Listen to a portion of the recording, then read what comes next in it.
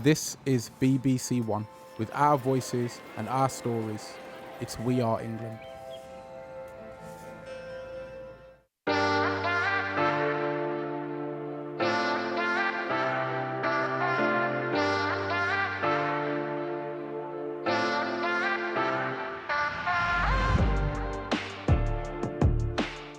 As a parent, you always want to give your child the best start in life. You want them to be better than you, have more than you.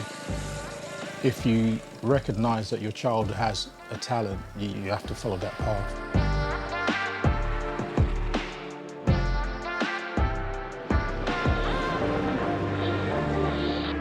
Everything this year is geared towards making the step up into proper race cars. It's incredibly expensive. People have made themselves bankrupt by literally trying to follow the sport. It's a huge commitment for the entire family, make no mistake. Yes. How you doing? That's me.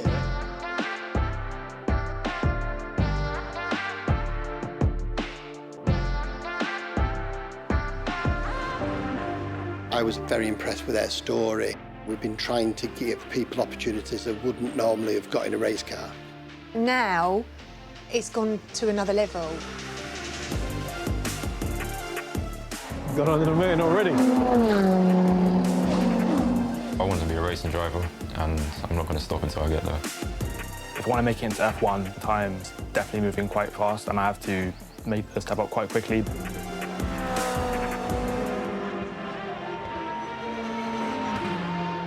Racing is in his DNA. He was born to race.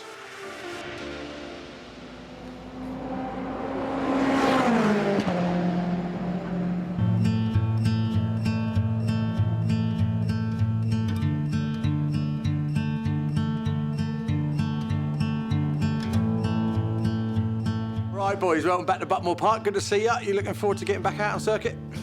Good. I can remember the first time I took him to Buckmore Park when he had his first karting lesson, like yesterday. The first time I came to Buckmore in 2011, I found a stone which happened to have what I can see, a 3 pattern on it, which seems a bit surreal since, I mean, probably been there for thousands of years, but it's just become a number for me ever since. Take it nice and easy, don't go too crazy on the curbs. I took him to the karting place down near the O2, and it was for 6-year-olds and above, and he was only 4. And I lied about his age, which I shouldn't have done, and put him in a cart. Should I be saying all this? How old was you there? You was tiny then, Ruben. You was about 4, 5? 4, probably 5. 5. Here we go. We're going to pass him. Yep. I think it was on your birthday. Was it? The minute you was old enough to go on there. Yeah. And then you got a taste for it and just loved it. Go on, Ruben. Down the inside, Ruben, not the outside, the inside. He went a whole year at Buckmore Park unbeaten, won every single race. A lot of these guys he was beating just on pure natural ability, without any kind of coaching or guidance. Let's go, guys. Numbers are on the screen. On Lewis 13, lucky number, Ruben number 9.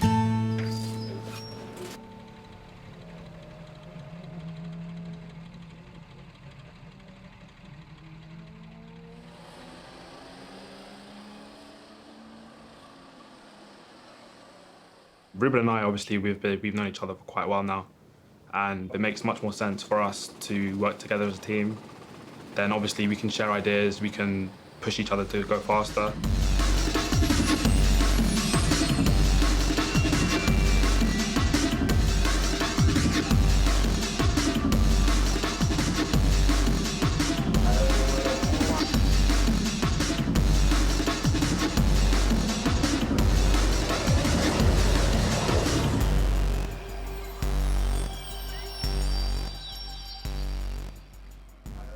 It's a really nice father-son relationship that they've been able to develop. They're very open with each other. So how was your day? Yeah, it was all right. Didn't have any lessons today, it was just a lot of revision. Yeah, Lewis has got a mind of his own. There was a point that he did listen to everything that I told him to, but that time has come and gone. He is his own man, yeah. Lewis has just been totally mad about racing since day dot. I'm a really competitive person. I mean, I'd turn anything to a race if I wanted to. Running down the street, trying to get to the school before my sister. I've always been into competition.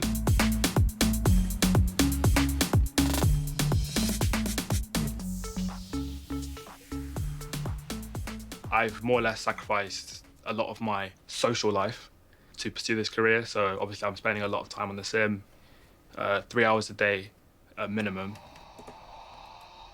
I've been doing it since I was 8 years old, so 10 years. There's a lot of times where friends may ask me to go out and I just have to decline it because I need to be using that time to be a better racing driver. Obviously, racing is my passion. I enjoy speed altogether, so it's just having to make quick decisions and think fast. And obviously the thrill of driving at speed and the adrenaline's what I enjoy the most about racing.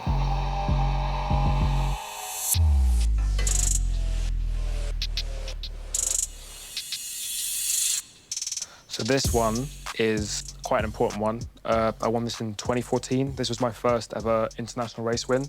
We travelled to Dubai, didn't know the track, and I made a plan. We drew out the track on a big A1 piece of paper. Green sector, 9, left, right bottom left, 9 seconds. Visualised the track, and I managed to come home with a win. And the winner all the way from England, Lewis!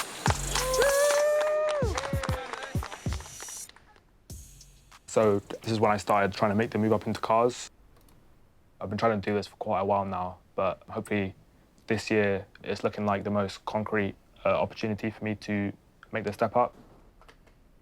By the end of this year, I want to have the confidence to race in a racing car. It's only ever been karts. So once I can get that experience in racing in a race car, then I feel like I'll be set.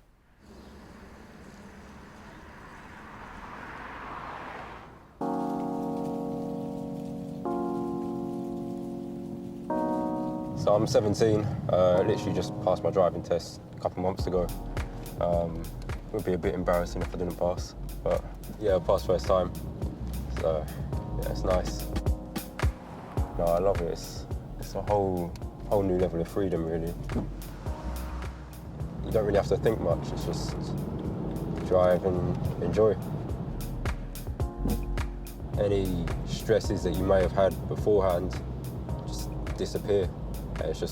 It's the best feeling. I can't even really explain it.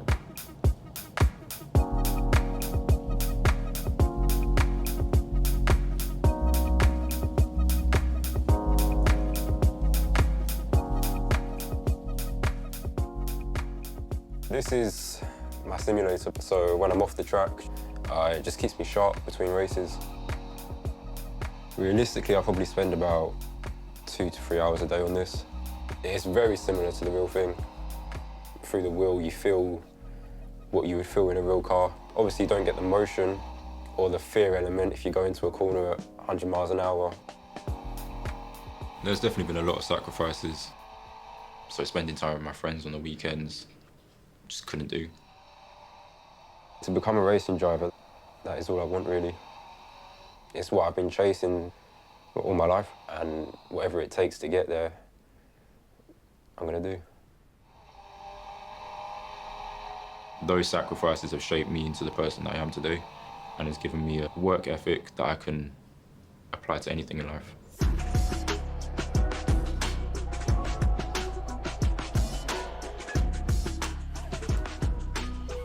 Lewis had extraordinary hand-eye coordination and really good reflexes. And he also happened to be, like every young boy, terribly interested in cars. When he was a kid, even walking down the street was a race. I first realised Ruben had this talent, really, the minute he could hold a car. All the toys that he'd choose were cars. He was interested in the wheels, the motion. It wasn't just driving them, it was the engineering side of it as well. Wasn't scared of speed. He was just about 3 years old when he first had an electric car. He was just doing things in an electric car that he should not have been able to do. It was just incredible watching this 3-year-old. He knew instinctively what to do, how to accelerate out of corners. It was crazy. We were both just gobsmacked. I think we both instantly knew that we were onto something here. At 4 years old, clocked him at one track doing 40 miles an hour. And the other kids who were the same age, they were just spinning off the track left, right and centre, just going straight. And he was just drifting around the corners. I've always loved speed, and obviously there's only so fast you can run or ride a bike. So to have something that can just, I don't know, teleport you in a way, which is, it's almost like a superpower, that just fascinated me from a kid. I think for any racing driver, your helmet's a big thing, really. It's your way that you can sort of express your identity. So on the front, I've got yellow. That's like a tribute to Ayrton Senna, and Lewis Hamilton always had a yellow helmet. So I knew I wanted my helmet to be yellow. We've got the Grenadian flag and the British flag on both sides. The Grenadian flag's for my nationality, so on my dad's side, and then on my mum's side, British. It's quite a simple design, but it means a lot to me. But that, for me, that's the most important bit for me. Yeah. The yin-yang, Yeah. because it's balance and it's dual, isn't it? Dual heritage. My dual heritage is a massive part of me, and I'm very proud of it. It doesn't define me, but it's something that has played a massive role in my life. When Ruben was very, very small, Steve's mum pulled him aside and gave him a real pep talk and said, "You are you." And the way she said it in her West Indian accent, and she said, "One thing I will tell you is you have got to work." Do you remember her saying this? I remember it, yeah. You have got to work twice as hard, and if there's any trouble with any of your friends, your face won't fit as well. And I thought it was a bit over the top, but she was right. You've got to be twice as good, at least. But that just goes without saying. You have to offer something more than just what everyone else is going to have to offer. We've come up against many situations where, just saying it as it is, the mere fact of his colour has denied him access to certain things. It's that simple. No, there's not many people that look like me at all in the sport. When I was karting, even some races I was disqualified from for being too quick. So they accused me of cheating. They checked the kart, they checked everything. Everything was clean. We never cheated. We even had a slower kart than most people. Yeah. I feel personally it was to do with my race. I can't think of any other reason why it wouldn't be that. I mean, I won fair and square. There's definitely a big lack of diversity in motorsport. Growing up from a mixed background, I've experienced the challenges of that as well. You don't see many black faces at the racetrack. You don't see many black drivers. Money plays a big part in that as well. Who you know plays a massive part of that as well.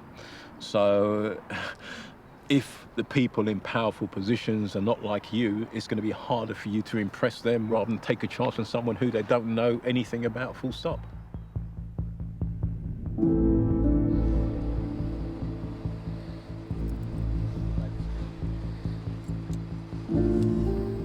I feel like it's just a lack of opportunity for people that look like me. I feel like it's just a lack of diversity in general, because obviously there's no women in the sport. There's only ever been a few Asian drivers, so it's mainly a white man's sport. The first time I met Ruben was 2011. Back then, seeing another driver of colour was very rare. Seeing someone else of the same race, that was a bit of like a wow factor. I thought it was only me on the grid. So to see someone else that looked like me, naturally you sort of work with the person and understand where they come from.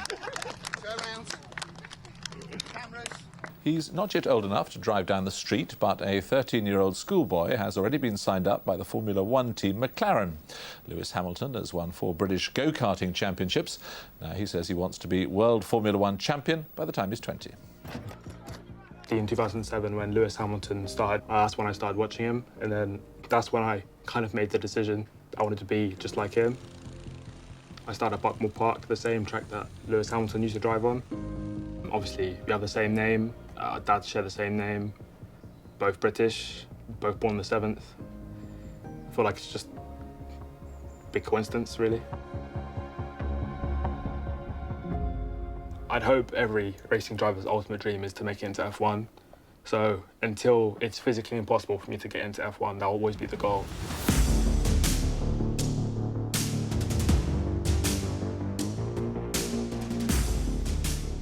A couple of months ago, we decided to reach out to Mercedes to bring their attention to what Lewis and Ruben were up to, and they responded. So we're here this morning to take a tour. They invited us down, and yeah, we're looking forward to it.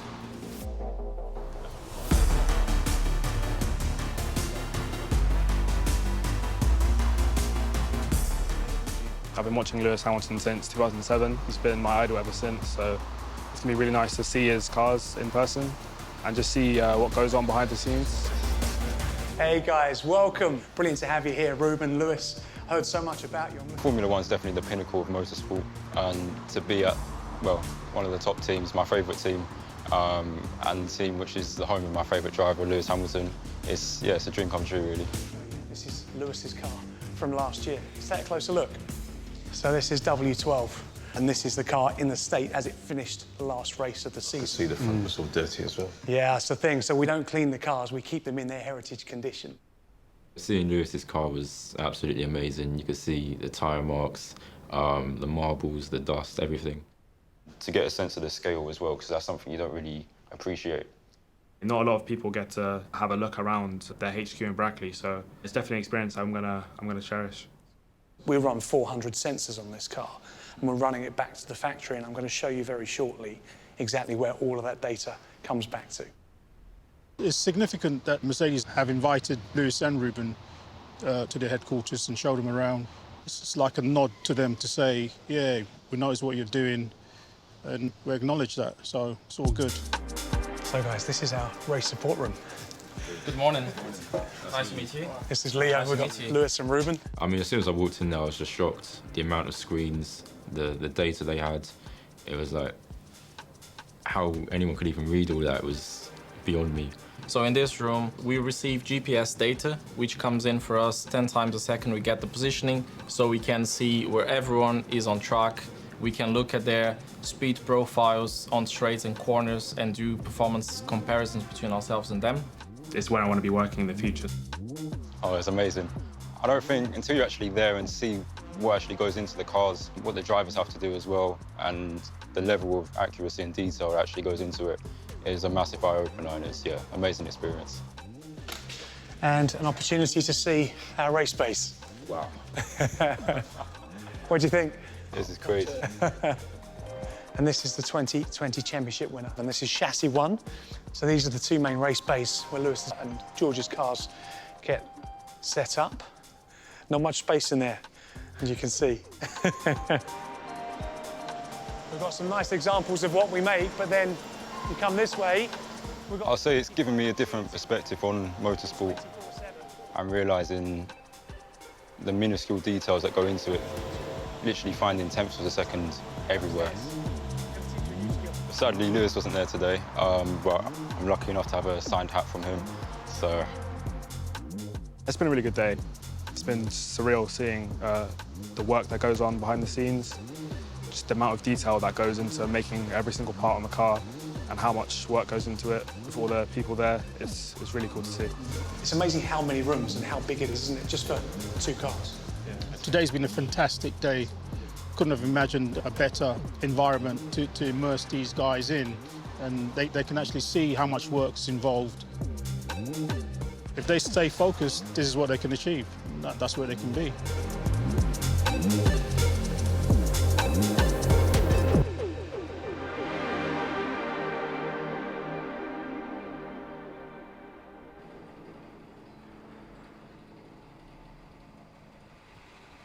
So yeah, any ideas then for movies? What shall we do?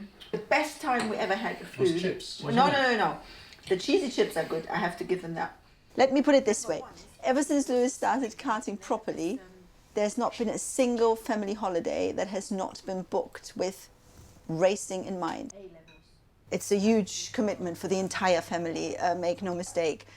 If I think of how many times I stood in this kitchen at 5 o'clock in the morning on a Saturday and a Sunday, preparing cool bags to last us for the weekend, driving out to Kent or wherever we were racing that weekend. So I don't know how many hundreds of times he's watched the movie Cars. We realise even more how important teamwork is, because this is really only possible if everybody plays their part, especially on weekends where maybe it doesn't go so well and there's no trophy at the end and everything seems to be like another weekend wasted, standing in the rain and the mud, nothing to show for, and an hour plus drive back in the car with the tensest atmosphere that you can possibly imagine, reliving every agonizing moment of when something has gone wrong. It's a big commitment, not just for the driver and the parents, but especially if there is extended family and you have another younger sibling who has to come along who might not be all that thrilled, you know. I did look up to him a lot when I was younger, because like he got all these awards and he's getting all this like publicity for what he does. We sometimes split off a bit, so it would be my dad and like Lewis, they would go off to racing, and then me and my mum, we do stuff together. But my dad also takes me to my auditions. Lewis sometimes comes along. The real strain is then when you're trying to balance out between the two kids, because one has a very expensive hobby who's trying to build a career out of that. And as a parent, you obviously want to make sure that it's equally balanced. But, you know, it's a goal for the whole family, and we want to obviously support as best we can. So steps out. Ready? Let's go. 1, 2, 3, 4, 5. So my parents don't live together anymore. It was a bit of a tough experience to start with, but now it's just normal to me, really. And it's developed me as a person, really. It's made me who I am. It's made me a lot stronger.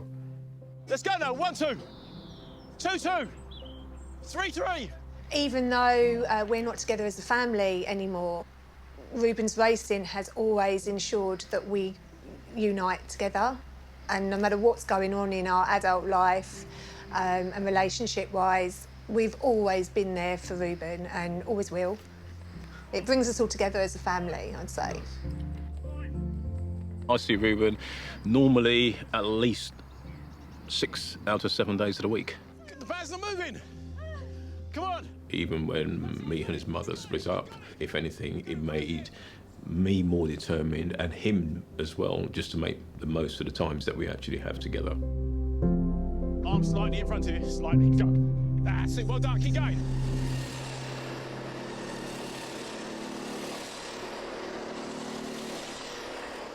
The knock-on effect of all of this on family life is that it does cause a certain amount of stress, mostly financial stress. And you don't ever want to be having to say no, but as it gets into these higher classes, the spend becomes so large that there is a limit to what you can do. And you're forever thinking, oh, how can I get possibly more money? How can I get some extra earnings? Or how can I save more on other things? As a parent, you always want to give your child the best start in life, and I felt when he was younger we really have done that with his education, his family support, social side of it, health and fitness. We've covered everything as a family, but now it's gone to another level, and financially I'm juggling 2 jobs. It's hard when he's not necessarily going down the normal route of college or apprenticeship or uni, because he's chosen a sport that is quite elite. It's incredibly expensive. It's crazy money. And it doesn't matter how good you are, you can be brilliant. If you haven't got the funds or you haven't got the backing, you'll just get lost in that sport. A journey like this obviously needs help. There's no way without the help of others that he's going to make it. Obviously, racing is a very expensive sport, and you could have all the talent in the world, but if you don't have the budget, then you're never going to make it. So there's a lot of kids with money that will be just as good as you, so you have to stand out from them to even try to make the step up.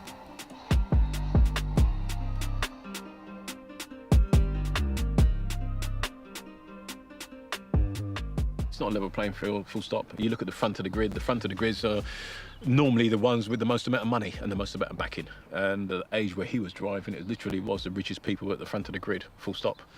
We was able to buck that trend a lot of the time as well. He had an old kart, was 4 or 5 years old, second hand and everything else, and people were just laughing at his go-karts. It's like, you've got an old model, you've got an old model this or whatever, but he's still at the front of the grid and he's still beating them. And it's just like, okay, well, if you can do this with an old kart, what could you do with a new kart?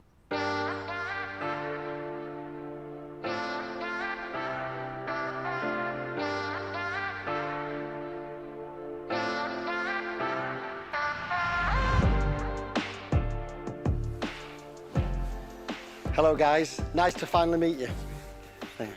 Nice to meet you. So this is various cars in various states of build. I was very impressed with their story and their backstory as well from their karting days. So we got the opportunity to put a deal together that got them racing this year. There's also a backstory of what I've been doing over the last few years where we've been trying to give people opportunities that wouldn't normally have got in a race car. I think it's well known that British motorsport generally, isn't the most diverse of places, and there's logical reasons for that, partly the cost of going racing. But we've supported diversity the last couple of years, as well as running a professional racing outfit.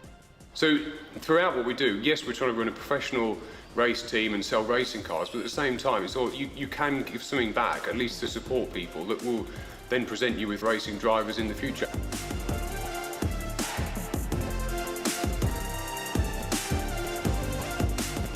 Naturally, as we're trying to take the step up from karting to cars, it just feels like a no-brainer. It's going to be a big moment for us. I mean, never driven a car as quick as this. It's a stunning car.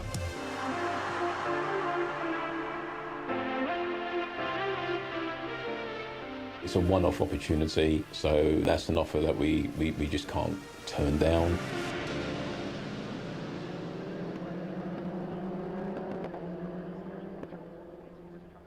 I mean, it's a huge step if you're coming from karting and you're then looking at jumping into cars. Is a big amount of money. How do I find the money? Better myself, earn more myself, but there's only so much you can actually do. We're just basically praying some sort of miracle happens.